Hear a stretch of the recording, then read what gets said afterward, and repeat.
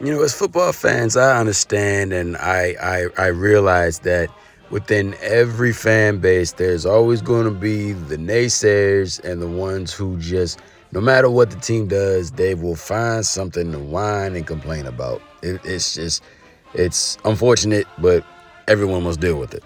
Now, in looking at this recent draft that Eric DeCosta went out and picked, I'm looking at these guys, I'm like, you know what?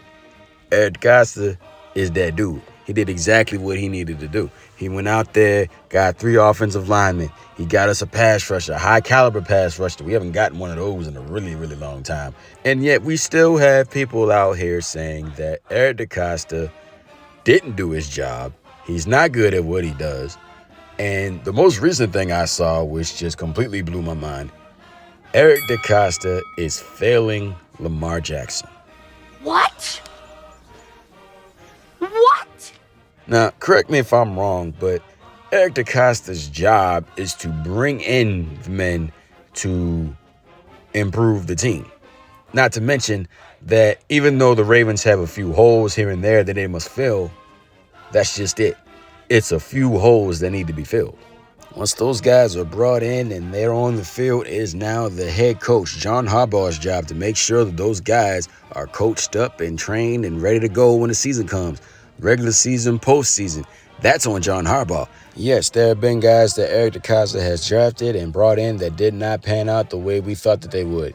Guys like Marquise Brown and Patrick Queen. And yet he's gone out there and he's also brought in Zay Flowers, Rashard Bateman, Isaiah Likely, Tyler Linderbaum, Kyle Hamilton. Remember Kyle Hamilton? I'm going to keep bringing this up till everybody's blue in the face. I don't care. I remember everybody was furious. There was so many Ravens fans that were upset that we picked Kyle Hamilton instead of doing a cornerback or offensive lineman. And y'all quiet now. You sing his praises now, right? Yeah, keep that same energy. Yeah, I get it. Everybody's losing their mind over Daniel Falalele, and nobody really trusts him. I was one of the people that was saying that I wasn't down for this guy being the starter on the team myself. But we also we have depth at on the offensive line. Are we forgetting about Rosengarten and Voorhees? Are we forgetting about those guys? And in this draft, the Ravens selected 3 offensive linemen. So we got those guys I just mentioned, Linderbaum, Rosengarten, Voorhees, and Ronnie Stanley extended him, and they were bringing in the new guys. Garrett Dillinger, who's good at pass protection, 6'5", 322 pounds, can play anywhere on the line. Emory Jones Jr., power, strength, got that dog in him, who's going to be another participant in that guard position on the offensive line. Versatile as well. And Carson Vincent. Someone who has a lot of potential, and if can be molded, shows a lot of potential. I mean, here he is taking on the first-round draft pick of the Cincinnati Bengals. Looks pretty good to me. And yet we're not, Eric DeCosta is failing Lamar Jackson, right? Nope. Wrong. And Lord forbid he draft anybody from the defensive side of the ball. Oh, my goodness. People lose their minds over, he got another linebacker. He got another pass rusher. Man, shut the hell up. Shut up. There's no such thing as too many pass rushers. And speaking of the pass rusher, I'm ecstatic that we even got Mike Green. I understand the allegations of when he was in high school. It never went to court. He was never charged with anything. But hey, anything pops up, it's going to stick with you. And it stays with you for life.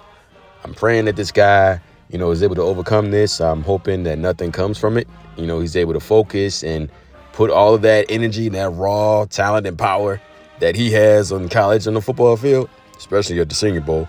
I hope he brings that to Baltimore. It starts terrorizing the offensive line and quarterbacks on opposing teams. We haven't had a guy like this since Terrell Suggs. But I'm really hoping that this guy comes in and he changes all of that. Picked up another linebacker in Teddy Buchanan.